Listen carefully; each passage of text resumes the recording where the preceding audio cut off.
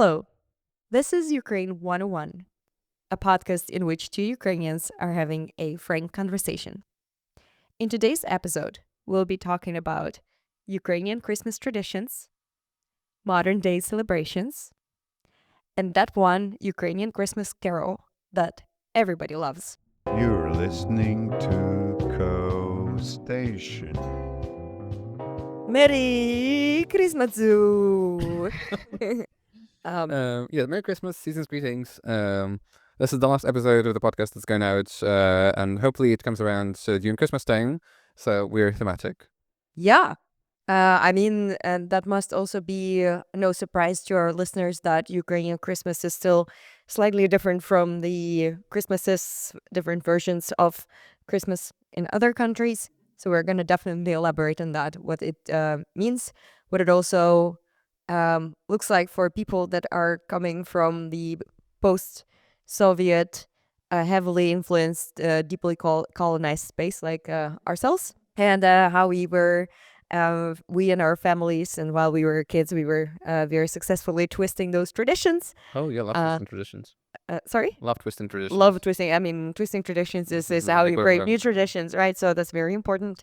And then we'll also talk about Christmas during Soviet times, because for context, communism and religion are two quite incompatible things. Or at least according to the Soviet rendering. According to the Soviet doctrine, in either case. So religion was, if not completely banned throughout the entire time, it was heavily discouraged. And so we can also dig deeper into how 70 years of Soviet occupation didn't completely wipe out the Christmas tradition, and how also we got alternative celebrations with all the attributes of Christmas, but somehow they weren't Christmas. Yeah, okay. So, but then let's start with something like concrete, tangible. Let's talk about modern day. I think Ukraine faced kind of a big change in Christmassy things, right? Last year, right? When the other was like, no, actually, screw the 7th of January, let's go back to the 25th. Of what? Of December. Okay. Very good that you're mentioning it. The dates. The dates are important. Yeah. I think we can get into the woods of kind of what different parts of the church are, but I don't think it's terribly important for, sort of for the common folks, right? And to be honest, I never really bothered learning about sort of the different branches and how exactly the dates are different, right? I knew that like Orthodox Church kind of celebrate everything 2 weeks forward from the Catholic Church, right? But that's a very simplistic view, and if you want, you can like kind of dig deep on that, right? Maybe it's also nice to also disclose our religious stances from the get-go. This is putting me under a lot of pressure. Okay, in which matter would you like to disclose it? Well, I mean, so I guess I just want to say that I was baptized Greek Orthodox or Greek Catholic. Yeah, Greek Catholic. Oh, you were? Yes. I don't know how. That's very special for anywhere in Eastern Ukraine. Yeah, so because my grandpa comes from the West, right, and he brought it with him, and anyway, we'll get back to that. We'll get into the woods. Absolutely. But only if it's Christmas trees. Sure. Okay. Yes, but I am not really religious myself. I don't think I've ever been to a service in my life. I generally respect religious beliefs, right? But I am not a huge fan of the church's like structure. So if I say something offensive in this hour, please don't take it as an attack on the belief, but rather that like on authority and hierarchical structure of the church. I would probably say that I am quite close to that. I was baptized when I was a baby, so I didn't really have a say in what religion or what branch of Christianity I could adhere to, because I was a baby. Probably couldn't talk yet. And no consent there. No consent. No. An interesting topic for another podcast. But I do. Maybe that's also just like something to spoil our discussion later. I do, like a lot of people, enjoy the celebration of Christmas because to an extent it is the saddest, darkest time of the year, and then you suddenly have so much light and so much food, which both things I like, and you just kind of get this entire vibe of something festive going on, and so that's why I wouldn't say that I'm a fan, but generally It I cheers you up, so yeah, it you'll cheers watch me up, it. so it does the job. And Oh, you're just so pragmatic about it. Like, yeah. yeah, I don't give a crap about all these, beliefs around it, but I am depressed in this time period. I need it pick me up, so I'll, pick out on candy and whatever you bring to Christmas celebration. It's like, yeah, Booze, that is me. alcohol. I mean, yeah. So it's just an excuse for me to eat, drink, and enjoy myself, Good. I and be with mean, other people, which I also really yeah. like. So, so probably I will also say some stupid things because I actually know nothing about the Christian religion, except for when it serves the purpose of making puns, like the Mm-hmm. one I did with my cat and Yeah, yeah. the basket. I don't know if you saw it, but that one. Anyway, um, yeah, but that's, I think, also like very typical for Ukraine. Just to already start spinning some plates out there, that people are respectful of traditions, and they like traditions, and often they do things, but they don't fully realize why they do things, and then they will be saying things like, I have to attend the service. Um, on the Easter day, right? But then they are never going to be in the church on any regular Sunday, or they're not going to be adhering to the fasting, which is a very common thing in the any Eastern form of Eastern form of Christianity. Yeah, Or just so traditions, yeah, yes. so yeah, that's my background. That's where I'm Mhm. from. Yeah, Cool, cool. I mean, I think it's a nice kind of way to then talk about the way we celebrate Christmas personally, right? And how did it develop for you? How did it start, right? Did your family influence it? Actually, let me just ask you, like, yeah, yeah. you I ask was me a just question. gonna ask, like, are these No, no, that's questions all for we're me? gonna go for. So, No. okay, was there like a Christmas tradition in your family? Uh, there was a Christmas tradition that, when you would put it in the context of the New Year's celebration, it Wait, faded in comparison. And I do recall that on one Christmas specifically, we were either moving or there was something with our house, and we were just like, how old well, were you, just for the context? I think around 12, something like that, 12, 13. And so it happened to be a Christmas when that was happening, and my parents were just like, well, okay, we'll just like pull up like a tiny table, like a little coffee table, and we'll just set like a mini like feast, but like nothing Yeah. crazy, So okay. So, nothing that you would expect on like an American Christmas, and for then example. are you talking about 25th or the 7th? I'm talking about the 7th of January Right. because So, I think it's a very after important. New Year's, right? Yeah, exactly. Okay. So that's back in the days when I think the overwhelming majority of Ukraine was celebrating Christmas on the 7th of January. And it was actually the 6th. So what 24th and 25th of December is for the majority of the Western Catholic. Christian Yeah. tradition. For the Eastern Christian tradition, to an extent, it is 6th and 7th, but not for everyone. So and I just remember that it was super not special. There were no gifts because the gifts had been given on the New Year's Eve. Because we'll tell you in a bit about why that is. And it was just so like quiet, and it was almost like depressing. And that's where I had not been exposed to any foreign celebrations of Christmas at that moment in time. And I just felt like, oh, this is really like a bummer, because there was just something going on, like maintenance in the house or something like that. And I was like, this is such a bummer that we are celebrating Christmas like this. But when you Interesting. So you still like registered that this didn't match some expectation.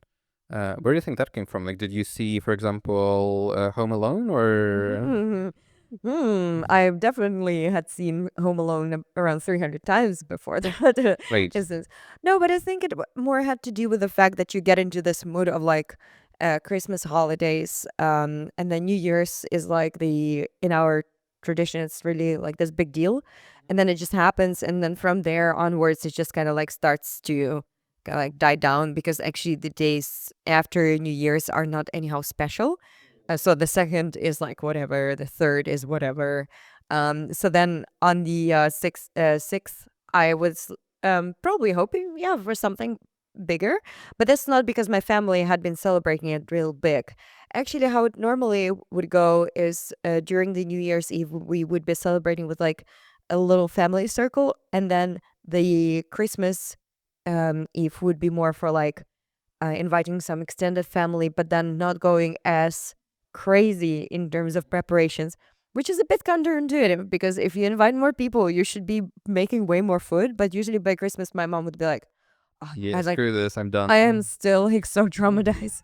And then we were just like, I don't know, open some canned fish, or I don't know, like, how was it for you? Yeah, I was just thinking that, so it's interesting that for you, right, Christmas did exist like out there as a day that you registered, right? And then there was some acknowledgement that this is Christmas Day, right? So extended family would come around. But then still it wouldn't be like attached to Christmas, right? Was then Old New Year a thing for you?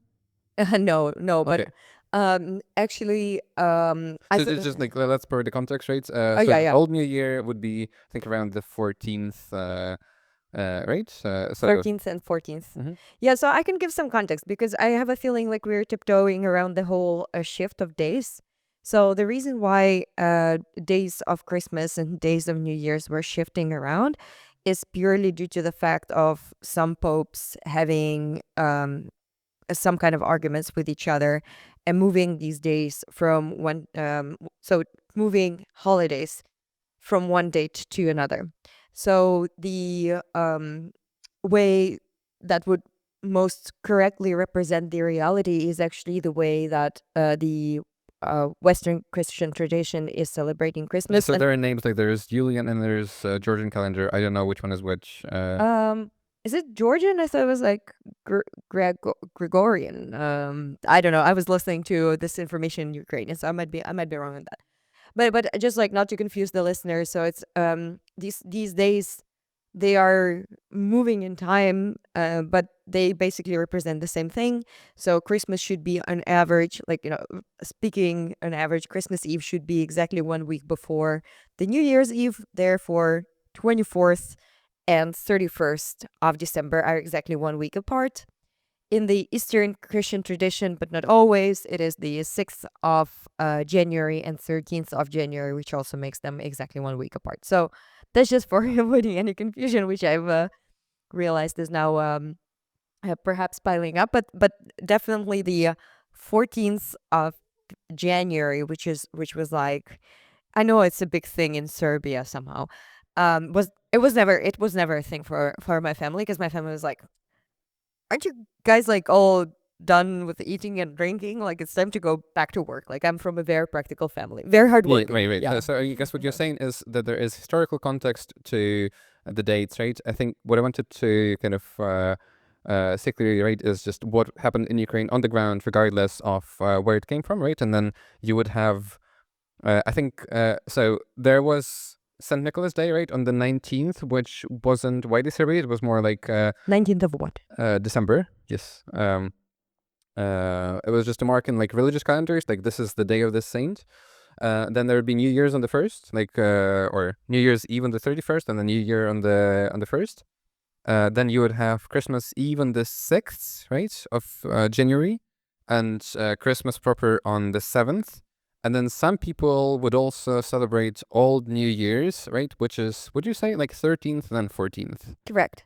Yeah, and then there are also plenty of other like moderately to like more religious holidays or celebrations, right? That would be taking place kind of after Christmas or before Christmas. The Epiphany. Yeah, I don't know the names. We never really got into this. So if you do, then you'll be the authority on that. No, Okay. no. But point is that there are more things around that I think are just not as common. So for now, I think let's focus on what we saw and experienced as children. Yeah.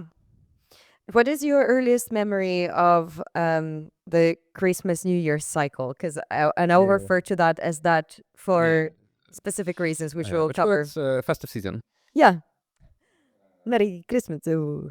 Yes, I think my family was always a bit odd about it because on one hand, like I come from Luhansk again, right? And I think there the tradition is kind of different from the west of Ukraine, which is then closer in center and like kind of Europe, like central to West European tradition, like what you experience in the Netherlands. And yeah, so I think there are two kind of branches to it, right? On one hand, there'd be my mom and some notion of like religious celebration holiday, right? And that's one side. And on my dad's side, I think there would be more kind of pragmatic approach to it. Like it's holidays, let's go visit friends, and some of them would just use the opportunity of the like old New Year's not to really celebrate New Year's in any capacity, but it's a day that you can go out and meet with your friends, right? So they were using that, which is like more power to them. Yeah, earliest memory. That's a good one. I think that would be New Year's because up until a certain point, for New Year's Eve, we would actually go and visit some friends. I think that would be most common in kind of my circles, right, or my parents' circles, where on New Year's Eve you'd either sit at home and kind of people would come over, right, and you would have this kind of party going on throughout the night, or three options, right? So either you sit at home and people come to you, or you go to someone else's place and you spend the night there, or you actually just go like visit your friends during the night itself, right? Yeah, I guess you would just use a cab, right, to move between places. Yeah, something like this. So I think that'd be one of the earliest things that I remember, right? Like some of my dad's friends' place, and then I'm hanging out with other kids, right? And then kind of the adults are in a separate room and they have their table, and I don't know what they're doing there. I think the TV would be on. Yeah, I think that would be a big part, right? Because kind of I think that's dates back to the Soviet times, right? Where there'd be like a New Year's program concert thing, right? The countdown also. Yes, Yeah. yes, yeah. And then the fireworks on Yeah. TV and IRL, both. Mm-hmm. True. I don't think it's as extensive as in the Netherlands, right? So typically fireworks for me would start like 10 p.m. ish, right? And then the frequency would go up as you approach the midnight, right? And then after that, it would stay relatively high for like 4 hours, and then it would die down, right? Yeah, yeah. And then my grandparents, I think they just wouldn't celebrate New Year's full stop. They would perhaps wait until the midnight, right? Like, cool, this is it, we're done, and they would go to bed. I am with your grandparents. Yeah. Yeah, so I think that was New Year's, right? And then there'd be two different things that would mostly, I think, my mom's push, right? Which was Saint Nicholas and Christmas. I'm not sure. Why was she pushing for those? Yeah, so That's- I think that's just her kind of personality. She's not very fond of Soviet Union, and she was trying to kind of restore the like more religious traditional view on Christmas. She isn't religious herself, right? I think maybe she was to a service in her life. I definitely wasn't, right? She didn't care that I didn't go anywhere. But she did want for us to sit down on the 6th, right, and have dinner and just have a chat. And I think it was actually really funny because at some point, I guess it was like mid to late 2000s, there would be more kind of like good Christmas religious books popping up. And I think once or twice she tried to read them out loud to us, which was interesting because we couldn't care for the religious bits of it, right? So it was a cool story, but that was about it. And I think what really created more like a Christmas spirit for me, right, was there was a band, or there is a band, it's an a cappella band, Pika Bliska Tercja. Yeah, I know that one. Yeah, so they have at least one or two albums that cover Christmas music, right? And Колядки, Щедрівки, so like different songs that are in that season, Mm-hmm. we would listen to that. I think that would be a lot of fun. And I think that's kind of my association. So that was Christmas part, and then for St. Nicholas, I think we would usually get like a small present. So typically we would get a small present for St. Nicholas, right? And then that would be in your shoe, I think. Or in a sock. Or in your Shoe, typically shoe somehow. We That's- didn't have a fireplace, so there was nowhere to hang the socks. I think you belong to the 99.9% of all the Ukrainian Yeah, yeah, yeah. families that didn't have a fireplace. I also think it may be just Ukrainian, like Ukrainian perception of Saint Nicholas, right, is more about putting in the shoe rather than the sock. I think I don't like this is childhood memories, right? But I think I read stories that kind of tried to, create some story around Saint Nicholas, right? And it would be around sort of Saint Nicholas is going around the village, right? And it actually doesn't come in, like it doesn't do the magical stuff that Santa Claus does, right? When it goes to the chimney, but instead really just goes around, and then you kind of leave the shoes perhaps outside of the house, right? And it would put them there, or perhaps it would be in the what do you call that in English? Cine, like the Sleigh? no, cine as in sort of the Oh, space is it between your main room not and the Sanya house. Sine? Sorry. Brain dead. No worries. Yeah.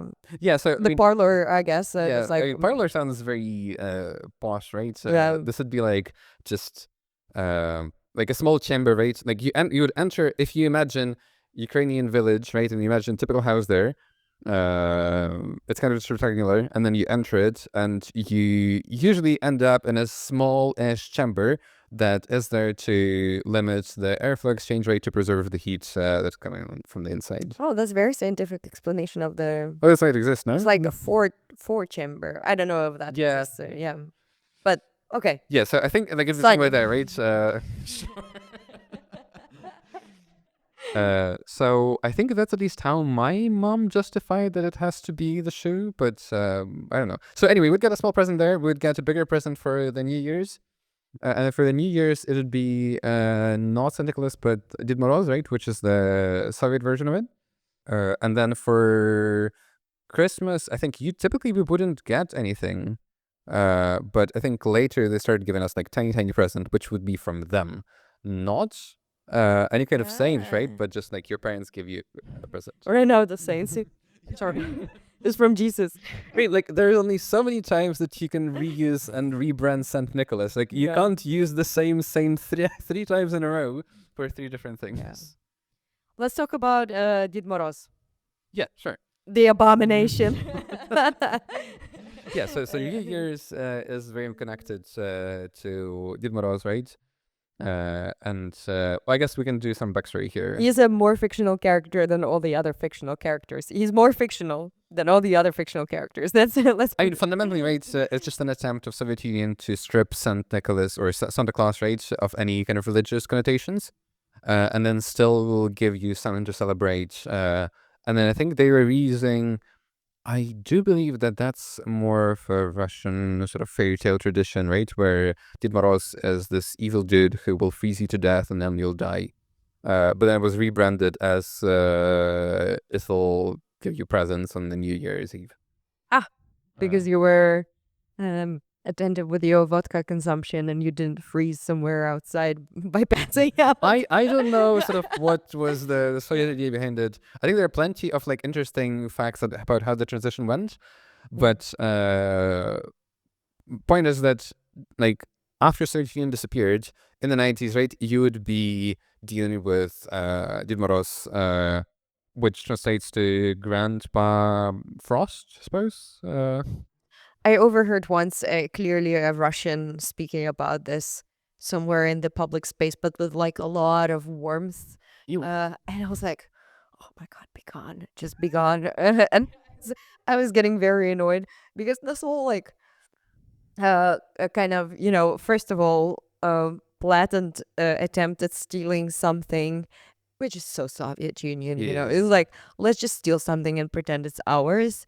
But then secondly, hating religion so openly and then just kind of like doing the minimum viable effort to just strip the Santa Claus of, you know, the name, or like the Saint Nicholas or whatever you call them, stripping them of their name and giving this absolute like abominable Father Frost thing. I am just, or like Grandpa Frost, and um, yeah, and I think we can talk about this, right? Why it was a successful project while it was still a project that is basically a theft of Yeah, I mean, so if you think about Soviet Union as just well, so my kind of way of making sense of it is, if you think about Soviet Union as a need to introduce a new religion, new belief, right? Then I think it's also a very old thing to do, where if you have a new religion, you reuse as much as possible of from the course, previous one, right? of course. To make it stick easier. Yeah. The only thing is that of course here it was a point to deny any type of religion to the people Yeah, whatsoever. I mean, I think And more replace importantly, right, it's not only religion, but also it's a national identity, right? And then you indeed try to kind of erase all past and all memory of the people you occupy, right? And you try to introduce kind of a homogeneous celebration that is not conflicting with anything particular, right? That is kind of this blend. This will work for everyone, sort of, kind of. Yeah. Oh, yeah, yeah, yeah. And I mean, as you said, it's not entirely strange to introduce that, but the Christmas tree, for example, then became a New Year's tree Yes. in the So, Soviet Union, and that is right. That's something like one might expect, because a Christmas tree probably also made its way from a pagan tradition. I yeah, would yes, expect yes, that. yes, yes. Right, but then what you would put on top of it would not be any religious symbol, so not the 12, um, not the star with 12 spears or whatever they're called, or rays, but a Soviet Red Star. So that Interesting. was, So, I mean, I do have a memory of them being like kind of 5 point, right? But not red. yeah, Okay. it's. I mean, we didn't really live through any of that intensive horror of the Soviet Union, but the thing is that of course, I mean. Christmas is by far the biggest religious celebration, and when you are occupying countries that are um, predominantly agricultural, like Ukraine was, where the tradition of Christmas is very, very important, and it exists in villages, and it exists for every family, basically. What you're doing is basically this. It's just gaslighting people into, just saying, okay, now we are gonna have a New Year's celebration. Period. There is not gonna be a Christmas. There is not gonna be the Epiphany and all those other things that I am naming for the sake of sounding fancy without really knowing what they are about. But then, yeah. So that is, for example, something that I also realized as I had a lot of friends over here in the Netherlands that were very keen on the New Year's celebration, and that's why I said I'm with your grandparents, actually, because I almost feel like it's in our tradition, it's such a forced celebration that you feel like you have to do something, and then create this um absolute insanity around making salads with a lot of mayo in them, and I just grew to dislike that part, also to an extent because I realized that this holiday was there. It was manufactured by the Soviets and was spoon-fed to Yeah, I mean, I generations understand that before sort of us. if you then have this strong negative connotation attached to it, then you don't really feel like I don't celebration. know why. I'm just like angry for no reason to the New Year's celebration. Some emotions Yeah, I think coming up. for me, Yeah. perhaps what made it a little bit easier, right? Because it sounds like you actually had a tradition of like celebrating New Year's, Oh, yeah. while I think my parents were kind of ambivalent on this, right?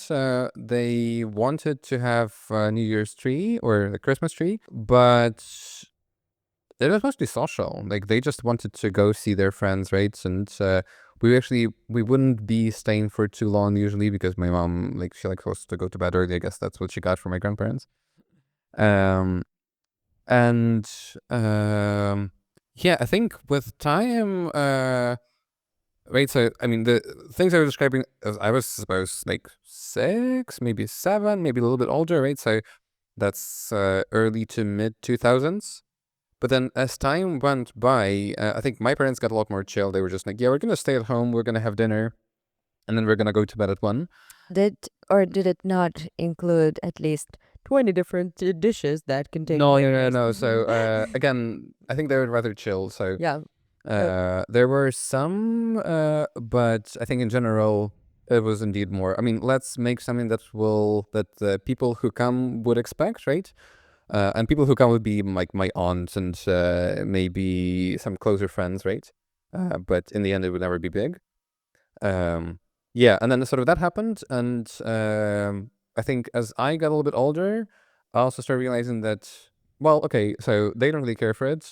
I also don't really care about the New Year's as a concept, but it is a day when all my friends are going out, right? So I think as I became older and I went to high school, right, sometimes I would try to join just my friends' celebrations, right, where it wouldn't be really even New Year's, right? Like, so it would have very little to do with the season, but just be. I think it's very, in a way, very similar to what I'm experiencing here, right? Where it's just, yeah, we're gonna go drinking, and you wear maybe like funny glasses, right? That say 2000, whatever, uh, and that was about it.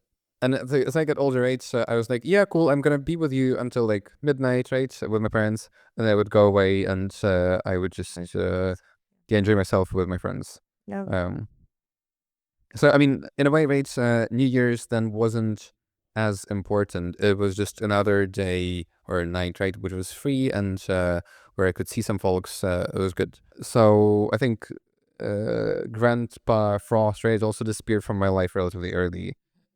I think, yeah, my parents were also not very keen on keeping up the illusion. They were like, yeah, it's presents. They appear under the Christmas tree. Whatever. Don't get used to it because by the time you grow up, you'll have to earn your own presents. Yeah, no. Yeah, I remember when I still lived in I lived in 2 different places as a child. And the first like very early childhood memory of my first childhood home is from the Zaporizhia region. We moved away when I was either 6 or 7. I don't even remember anymore. But then I was around 4, and I remember it was still a few minutes or hours even before the midnight, and you were only supposed to look under the Christmas tree at midnight. Interesting. Yeah, in my house. Okay, so in my household, right, if you looked at the Christmas tree during midnight, right, nothing would happen. Yeah. And then I think that's the part they were chill about, right? They're just like, yeah, if you look at it, nothing's gonna happen. So you go to bed, right? And for us, it was midnight sharp somehow. And I Okay. don't know how my parents managed every time, or I mean, I don't know how Yeah, they I think my also tried for a while, right? But then at some point they're just like, yeah, whatever. Yeah, they also wanted to chill, and like have some rest, and not just make plans on how to sneak things under the Christmas tree. But I do have this very specific recollection of me being 4, so that I remember very that's clearly. early, yeah. Yeah, I have elephant memory in every aspect. So then I am 4, and Elephant. I'm a little elephant. I'm a baby elephant, so I'm stomping around the house. And then I am like, "Oh, there's this package of Lego unopened. Looks like a present." And I go to my mother and I'm like, "Oh my god, you won't believe what I've just found." And she was like, "Shit." So- Sorry, it's just so stupid. But I was just completely not making the connection that, I was 4, clearly very good memory, clearly not very intelligent yet at that age. And then I said, Grandpa Frosty, just, I don't know what he did, but he's like, he's too early. And then I was just getting so frustrated. You were frustrated. You weren't happy with your early present, but you're like, oh no, the guy messed up. Yeah, that's how I felt. I was like, it's not even midnight. What the hell? He's not on schedule. Yeah, so that was my early memory. And then that's where my sister was like, "Psst, he's not real." And I was like, She's older by. she is 7 years older. Okay, Yeah. okay. I do have a feeling she told me, but it was not like she was not trying to be an asshole to me. I don't think she ever was really. So And I know she's listening to this podcast, so that's why I'm not saying it in a negative sense. Because at some point I was talking to my husband and I asked him, how did you find out that Sinterklaas, which is Saint Nicholas in the Netherlands, was not real? And he said, my older sister. Yes. I'm only 34 years old. I'm not ready to face the truth. But he told me that his sister actually told him during a fight, when you were Right. want to be really, really bitter, you just tell the child that Santa is not real, and then you're just like regret that for the rest of your life. So, yeah, in my case, it went like that. But it started to like indeed lose a lot of its magic as I started getting older, and I was like, well, New Year's celebration is like a little bit too amplified, and then is it really a New Year's tree? Is it not a Christmas tree? But then if Christmas is a bigger deal, why are we not celebrating Christmas more? And then, of course, as I was reflecting on that and becoming a teenager, at all the holidays and celebration were more like becoming about, yay, I'm free from school and I can like join my friends for a party or something like that. Shifting days of Christmas, and I know that's a sensitive topic for a lot of people because they feel very exposed to this fact that they suddenly need to celebrate Christmas 2 weeks earlier. But then maybe we can just kind of talk about how 70 years of, which is a very long time, it's a few generations, 70 years of the Soviet occupation influenced this I part. think I have a good connection there, right? Because Yeah. I was just thinking perhaps one of the things that contributed to like our generation being a bit more chill about New Year's, right, is that New Year's was very state coded, right? That it was very institutionalized. And first of all, so typical thing is you have the address of the president, right, which is just before midnight, which I suppose is similar to, say, how British monarchs, right, would address the public on Christmas Eve, right, or around Christmas. Mhm. And so that was part of it. And if you are a teenager in Ukraine in like 2000s, right, that is just cringe. You don't want to deal with the politics. All of that is cringe. Like, no. And on top of that, the whole idea of that, because I think also another typical thing, right, is you would put the concert celebration thing on TV, right? And that would also be just a hellhole. Like that would carry on the Soviet kind of what you call it, like pop culture, whatever that was. Estrada. Estrada, yes. But it was bad back then, right? And it became worse as as years went by, right? So it was also natural to push that away and be like, no, actually, screw that. I don't want to have I don't want anything in common with that, right? And then perhaps we started searching more for like what is Christmas, and it also coincided with also Ukraine then looking deeper into its own traditions, right? And then seeking something that was there before Soviet Union. But my point is that New Year's is very state coded, right? And now is a good time to then ask, well, why is it state coded, right? And why is it institutionalized? What was it like in Soviet Union? So which one of these questions would you like to start with? You pick and you answer. Yeah, maybe why it was so institutionalized in the checking the times agent. Usually I have it out, right? Yeah. So I can like Yeah. discreetly take a look. But And today you're wearing your Christmas Yes, sweater, yes, yes. and so am I. So this is my Christmas sweater. No, but yeah, it was indeed very institutionalized, right? Right, it was one of the holidays that were also actively used to influence the population. So as you mentioned, there was an address. I think also during the Soviet times, there was probably the address from the Secretary General of Probably, the yeah. Communist Party. Yeah, I would guess so. I mean, I also wouldn't think that everyone had a TV, Yeah, but the and radio. maybe that's also one of the reasons why people really try to huddle with their friends. TVs, yeah. Because I think then you would go to the friend who has a TV. Yes, yes, yes, You yes, know, yes, yes, yes. I and mean, I guess to an extent there was also a case in the 90s, because I remember going to kind of the friend's place that would kind of have the biggest TV. Like, not me personally, but my parents. Kind of, we would go to a place. and that that's would why be the biggest you TV. guys had no TV, right? No, I mean, we had no TV because I think my parents were very like, no, screw the, well, propaganda in the sense of like consumption propaganda, right? And there is nothing good on TV anyway. So no, you're gonna read books and you're gonna like play computer games somehow. I don't know how that makes Yeah, sense. computer games this sounds totally legit. At least it was ad free back then, right? Yeah. So, but it's yeah, if we are thinking about what's going on also during the New Year's celebration in the Soviet times, this of course the address and the concerts that are cringe indeed. That's as cringe as you can imagine.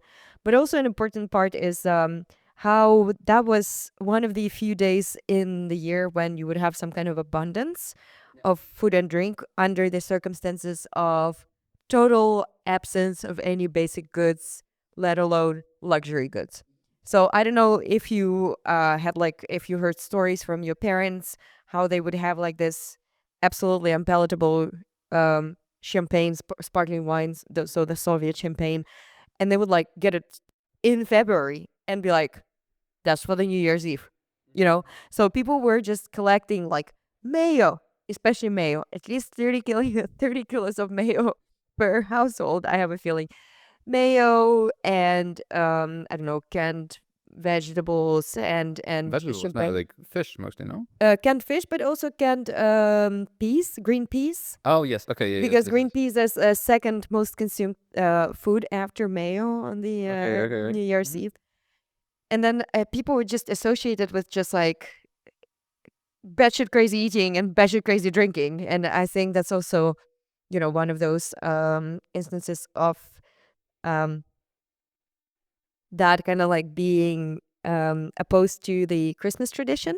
Because if you think about the Christmas tradition uh, and the fact that the Christmas would be happening on the 6th of January, that means that the New Year's Eve is happening during the fast, which again, nobody nobody really ever noticed that.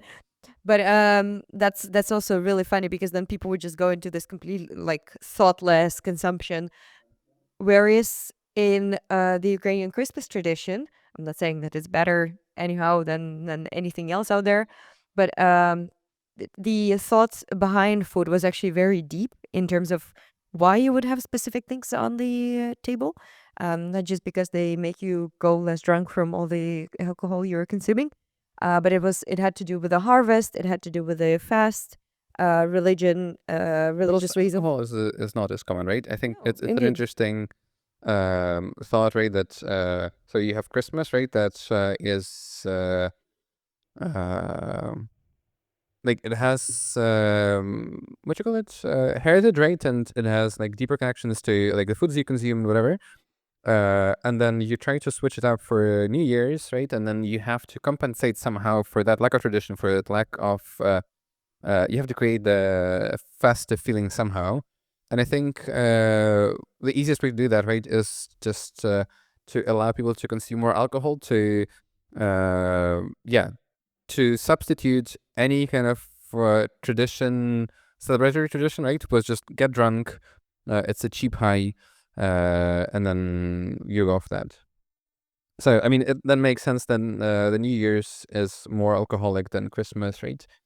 Um, and I think it also makes sense that you mostly just go into consumption mode of whatever is available.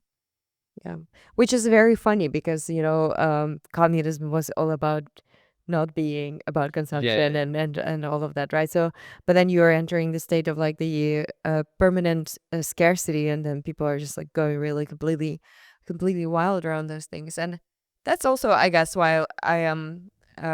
Yeah, and I have a lot of see. I mentioned at the beginning. Oh yeah, I'm a fan of the festive season. Now I'm like, oh, I'm feeling conflicted in a lot of ways. But I think it's also like one of the reasons why now that we are rebounding from the Soviet,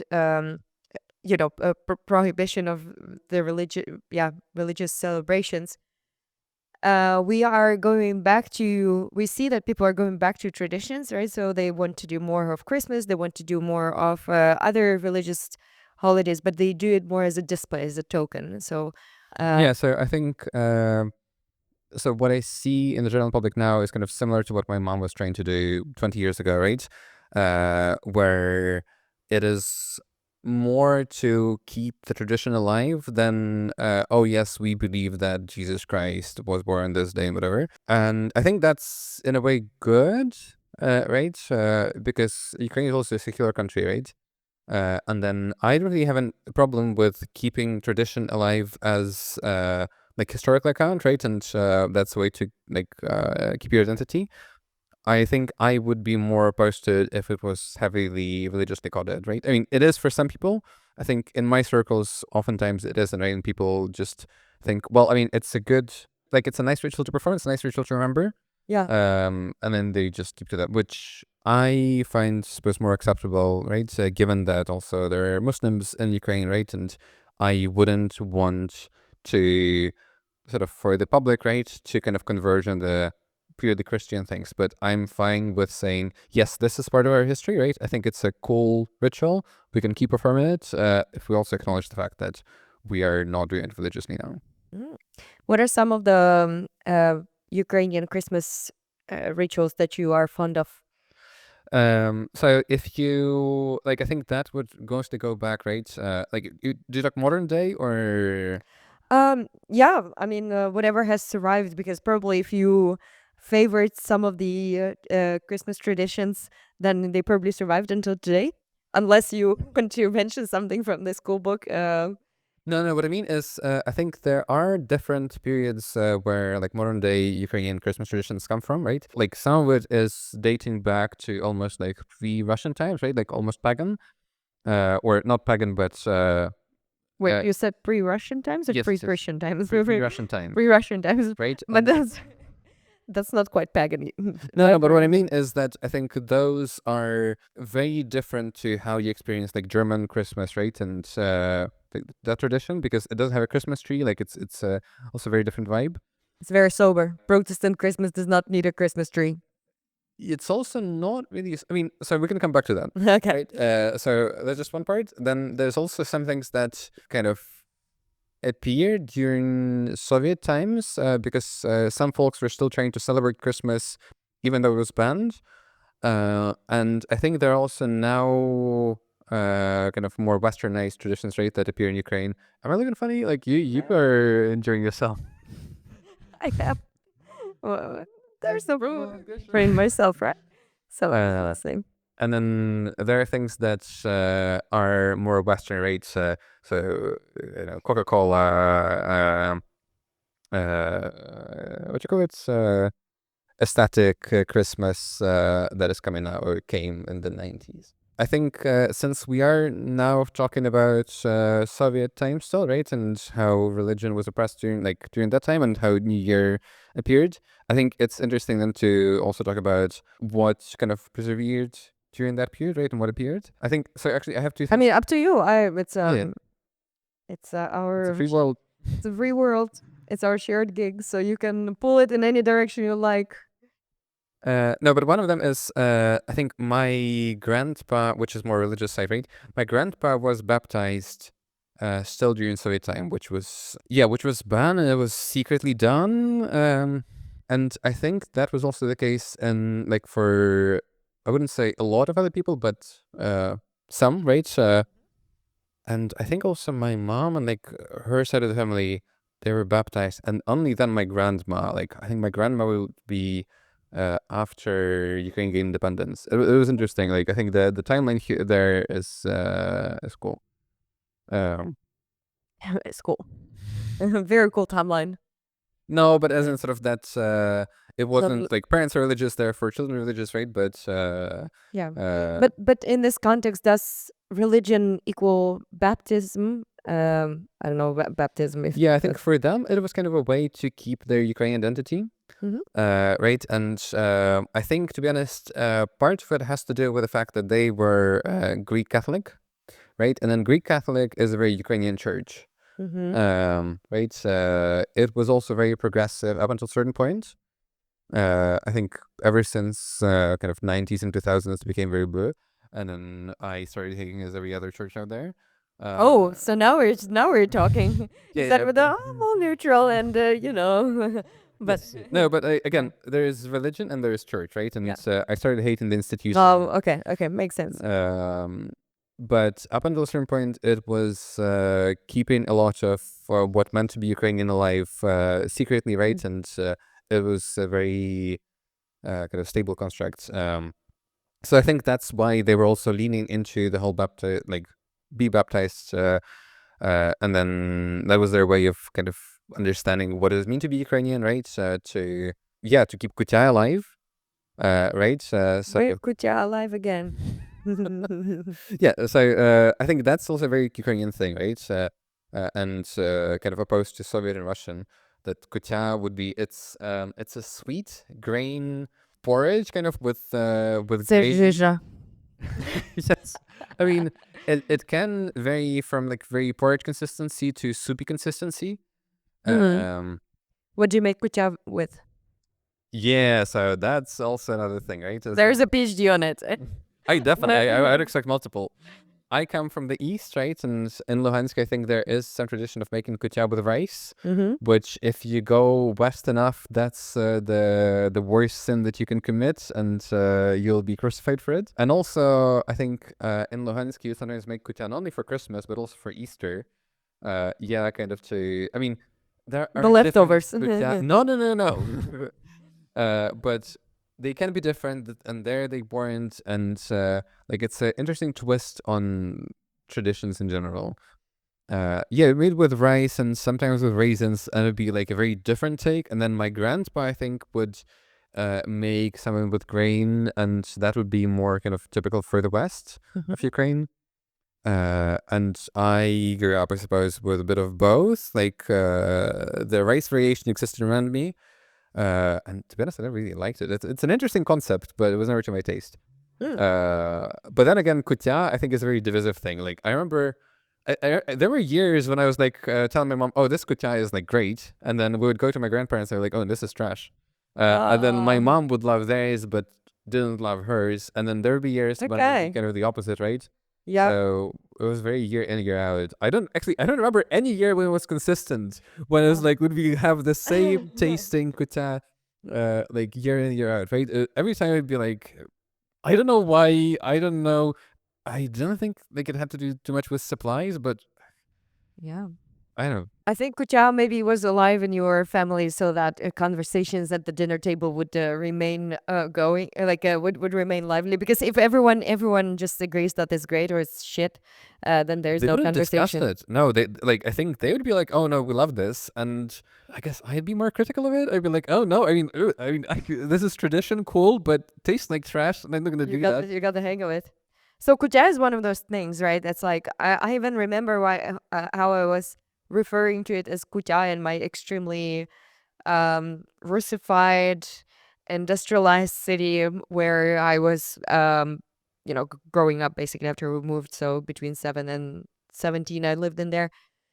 And I was saying Kutya, Kutya, and people started correcting me, Kutya. And I was like, What? I'm like, that's how you would spell it in like English. I mean, that sounds really strange. But what I was also very surprised to find out is that the tradition of making kutya was not really present in the larger city where we moved to from a tiny, tiny little town of just 1,000 inhabitants. And then when I started wondering why not, I realized it's because, well, of course, in industrialist society, all of that, that's the connection is very easy to make, right? That the more kind of like the more you are starting to live vertical versus horizontal, the more your life becomes kind of anonymous, and then maybe you want to need to take some distance to traditions. And then, but what was Interesting. really My first thought would be that just cities are very Russified, yeah. and the smaller city you were in, right, like kind of more village Ukrainian It was tradition would also, be. I mean, it was a completely artificial project because there was iron ore, and then there was suddenly a mine, and then there was suddenly a population to work in the mine, and then the mine was closed. So that's a world's saddest story. Hemingway wouldn't have imagined. But then I was like, yeah, okay. So we are also just like a bunch of random people from different regions that came here at at the sunset phase of the Soviet Union, like not me, but Yeah, my yeah, parents your did. parents, yeah. And then, you get an apartment in this mining town, and then the mine closes down. So it just gets insanely depressing, and people were from all over. And yet, it's so strange and very inspiring at the same time. We made kutya and we brought it to our neighbors to try. I don't remember the reviews, but I can verify. And it had like the best things in the world, like walnuts and raisins, and it was also made with rice, but also very often with like this um other grain, which I wheat. No, it was not made with wheat. It was and not with wheat. It was made with sorry, I'm just enjoying myself. Right? It's Friday night. I mean, I'm like I'm trying to forget the week I've had behind me. So I'm trying to like decompress. But one thing that I recall is that it was this ah it was, could it be perlovka? You Perlova could do kasha? that, yeah. Close. Wait, Oh my I god. think And if you try hard enough, any kind of porridge grain, you would they do. I am such a grain lover because like you can give me just buckwheat and I'll go like this is amazing. And I'll cry. I just really I like eating and I like food. But I do recall that we were just like bringing that into our neighbors and like cross pollinating and but what we also did is that So I just imagine you like as little bees and Yeah, you but cross pollinate each other. children were just like going between the like the in the apartment building, so it was not even like a beautiful. Sorry, when you said cross pollinate and then children, right? I'm going somewhere like almost sexual. I was like, ooh, what is going No, on? cross pollination is when you go from flower to flower. You're not doing anything weird. Yeah. It's like, that actually the first time ever I've used the cross pollinating towards the Ukrainian weird tradition. It was when describing how, with another celebration. Sorry, this I'm derailing this. With another celebration, some folks would go to the cemetery and then leave candy in there for the dead, right? And that's usually in the spring. I have 1 week after Easter.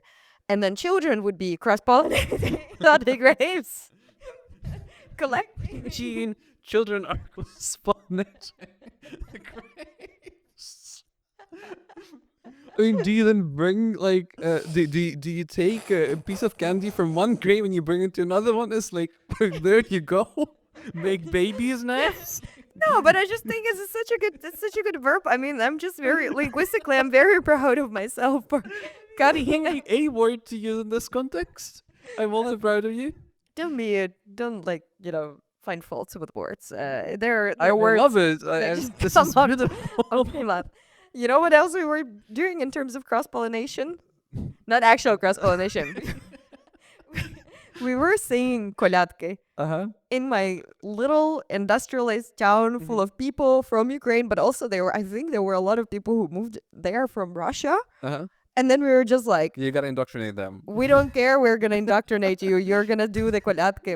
And then what we would do as tiny little kids, and this is the Ukrainian steppe, and steppe is it's just plains that are stretching as far as you can see. It can be a little bit hilly, but it's super windy and super cold in the winter. And then you get Just as continental climate as you get. yeah. So it's not like, it's still quite mild, right? But in the winter it's getting maybe -10, something like that. But Oh, okay, because like because I think if you go east enough, right, in Luhansk, it would get pretty fucking cold. pretty fucking cold. Yeah, I know that. I've learned about the heat and the cold of the Ukrainian steppe the more you're going east. But where I'm from, it was usually just a very Because you're closer to the sea. snowy, And snowy closer to the winter. river, yeah. Mhm. Yeah, snowy winter, very windy, and so your mother would be like putting 3 pairs of pants on you, 3 sweaters, and a jacket, and then you would be like going in full ammo Yeah. towards your neighbor, like I am on a mission to cross pollinate. God, that's a sentence to say. I love it. And then you arrive there like, and you're like, I cannot move, I cannot breathe. There's, I think, snow behind my Yeah, like in your hood. in my hood, because I think we just also messed Fell around on that the we way, were- yeah, and, of and course. yeah, So we, you we have- probably were like making snow angels in the snow, and snow is like, when you're a kid, it's like this Yeah. much. I mean, you're also this tall, but You're tiny, you're basically a gnome, and so when you arrive, and then you're like, singing these traditional songs, and your neighbors are like, they're prepared. So it's like Halloween. So if you think of Halloween, except for you have to work for it. Like you cannot just show up there and say give candy. You have to show up, sing a nice song, try your best, and then you have to ask for for a variety of things at the end of the song. So first of all, you're asking for a little piece of sausage. Then you're also asking for a little piece of Wouldn't it bread. be щедрівка? No, that's колядниця. Okay. Колядниця. Добра з Okay. медом паляниця. Okay. А без меду не така. Дай дядька п'ятака. Yeah. Дай п'ятака. So you're asking for a coin and for a little bit of food. That was enormous fun because those are cheesy, cute songs, and I think they're also very international because they come down to wishing all the best to the household and then pretty please give something back. And actually, I was also very inspired, just to segue this in a bit more of a serious topic. I was inspired to read that during the Christmas celebrations, villagers would invite people who were either lonely and isolated, did not have any family, or poor people for a celebration to join them at the Christmas table, which I thought was also very, very nice and very generous. I think maybe now's a good moment to provide some evidence behind it, right? So, kolядки, you traditionally sing them on Christmas Eve after dinner, right? So, the day before Christmas would go that you start making kutya. I think in some regions you would have to start making it afternoon. Because according to the Christmas fast, you're actually not allowed to even eat until you see the first It's fine star with eating, right? in But the then in the you heavens. only cook. Yeah, so that's why you probably cook it in the afternoon, so you won't go completely wild because of the fast and you Okay, know. maybe, I Yeah. don't know. Could be. Right, so you would do that, and then sort of some other things, and you would have dinner, which is svetvecher, right? Svety. There's also a Ukrainian name for it. I'm forgetting at the moment. Doesn't matter. So you would have dinner, right? And then after that, koradniki, they could come, right? And they would sort of sing you a song, and then you do the shtick. You give them a little piece of a sausage. That's what you do. Yeah, no, but that was the entertainment, and I think there were also other traditions which for the purposes of time we will not be able to elaborate on. But I think one of the things that I was really surprised to read about when I was kind of reading up on the subject was just how many efforts were made to decorate the house that had nothing to do with the Christmas tree.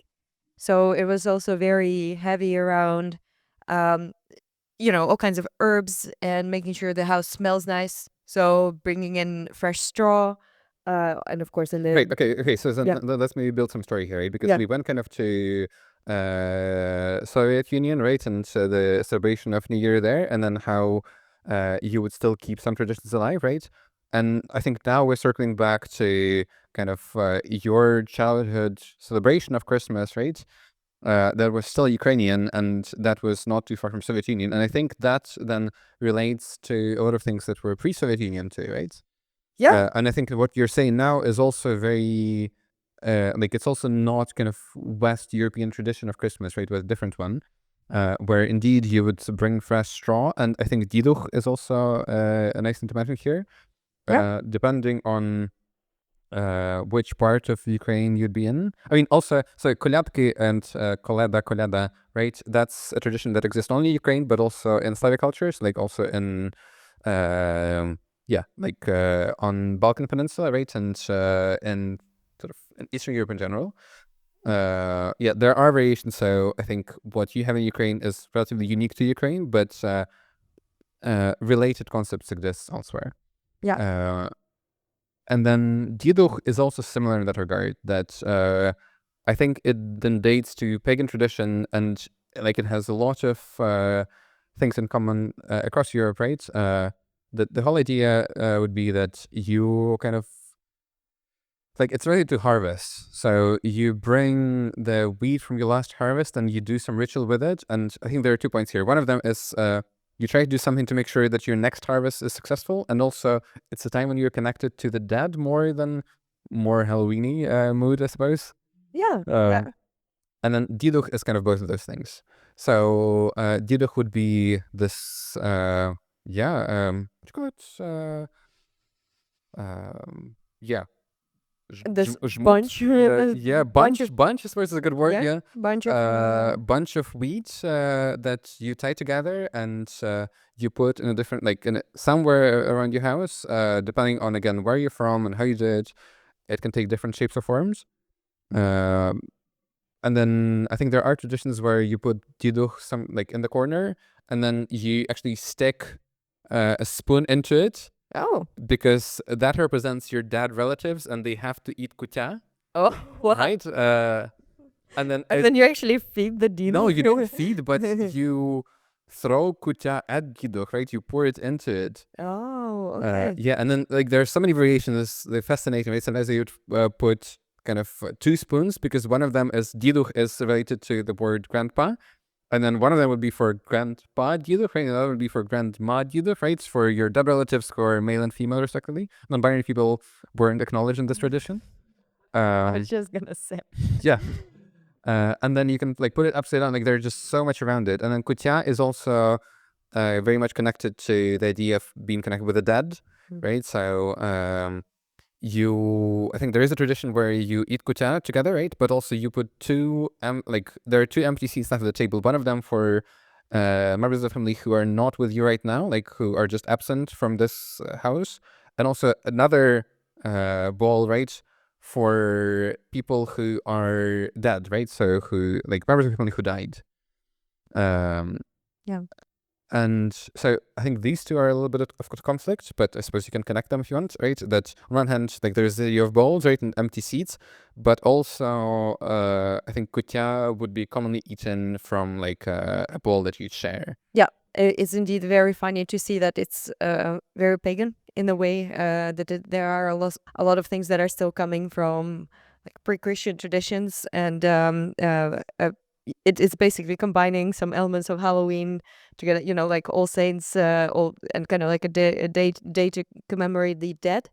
But then we are combining it with Christmas and everything else I mean, that's what together. because Christianity did, right? yeah, Christianity came to Ukraine, right, and it tried to also incorporate traditions that were around before it, right? So Yeah. that it could have easier time converting people to Christianity.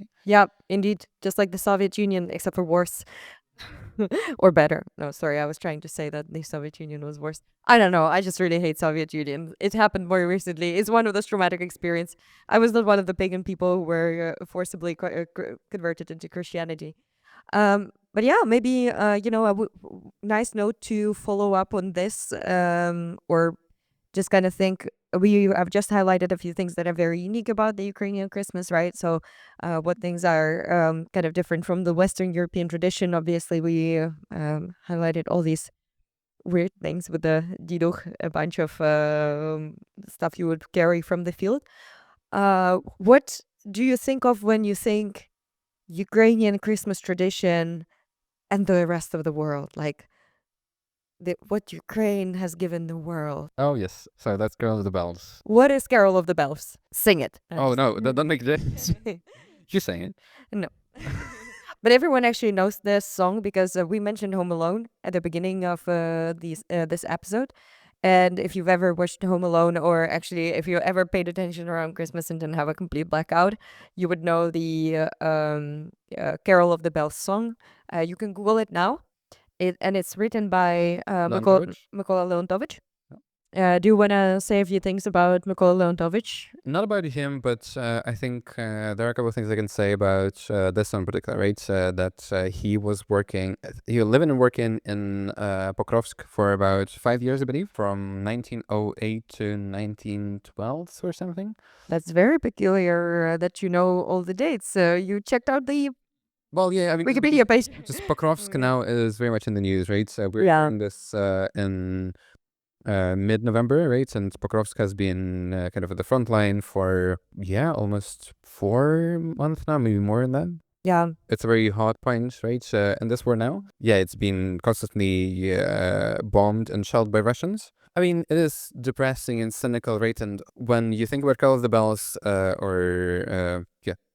like a very Christmas, very light thing, right? And then this gets, in a very concrete way, destroyed by Russia, and it's happening now. I was actually watching an episode from last year about someone. You sent me the link to someone's in kind of journey road movie type of thing about Pokrovsk.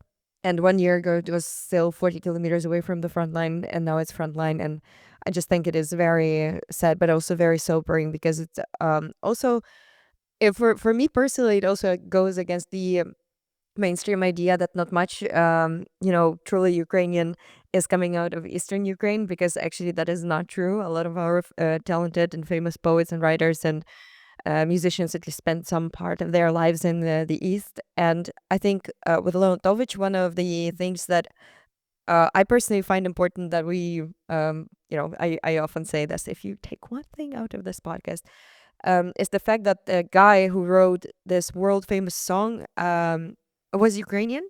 He was he is, and the original version of the song is actually in Ukrainian, and it goes more or less as follows: Щедрик, щедрик, щедрівочка, прилетіла ластівочка. I mean, just so you can also recognize the tune. Yeah. I'm sometimes trying to at least hum along, and then my husband usually says, "Don't," because Oh, mini. it's very high pitched, and I have very low pitched voice, and I have no musical talents. It's whatsoever. No, I mean, enjoy yourself. If he wants, he can sing it louder, and then I'll give him this tip.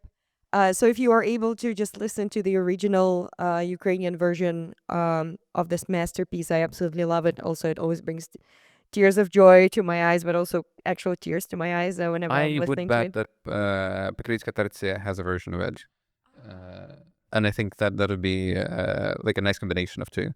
That's true. Yeah. And Pokrovsk actually has a deeper connection than just Lantovich lived there, because I think Pokrovsk people particularly would like to believe that he started composing Shedrik when he lived there, right? And then he moved away, and then sort of he carried on, because there he organized a choir, right, of rail workers.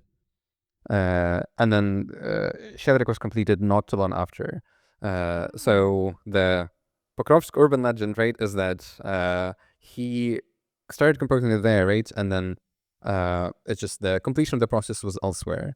But Shedrik originates from Pokrovsk, from east of Ukraine. Wow. Yes, and then so that was 10th, right? And then I think by 1924 it was the first performance of Carols the Bells in New York Carnegie Hall, I believe. Yeah, I think it's world famous indeed. Yes, so no, but so just how fast it happened, right? From 1910 right to 1924, it's 40 years, and you're still talking about society like before internet, before telecommunication. Yeah, absolutely. And I mean, I am glad that this piece of the Ukrainian culture did survive.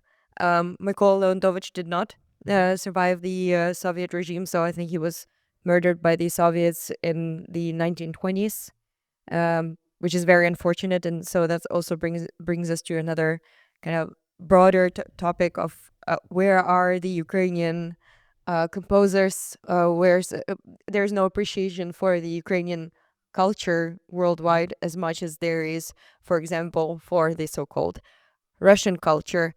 And often people ask me, what are some famous Ukrainian composers or poets or writers? And I say, well, there are a few, definitely. There are a few of them that are contemporary and also coming from the previous centuries. But also, very importantly, we need to remember that a lot of them just didn't make it through the, Christmas made it through the Soviet occupation in a somewhat distorted way. But Christmas is a tradition, and traditions are harder to kill than people. And so a lot of individuals, unfortunately, did not survive it. And, I just couldn't finish it with a nice festive note, just kind of basically hating on the Soviet Union. It's a good closing thought too, right? That indeed a lot of Ukrainianness was lost, right? And I think what I was trying to go with Pokrovsk and Lantovich is that it's also been lost now. We talked about kind of modern day Ukraine, right? But Ukraine's Christmas celebration also changed a lot in the face of the war. And I think now it's also very kind of bittersweet feeling, right? Where A lot of families are celebrating Christmas without, like, with some people either missing, right, or dead, or in captivity, or in the front lines, and that is the modern day context. So on that, I'll ask you to like and subscribe and leave comments because we love those and appreciate those. Yeah, if Pokrovsk still holds by the time you're listening to it, I'm sure they need your help. There will be a donation link, or you can just go to Come Back Alive, or is safelife.org Save life in UA. in UA. Yes, thank you very much. I'm sure that the money you send there will go to a good cause, also in the east, also in Pokrovsk. Well, thank you for listening.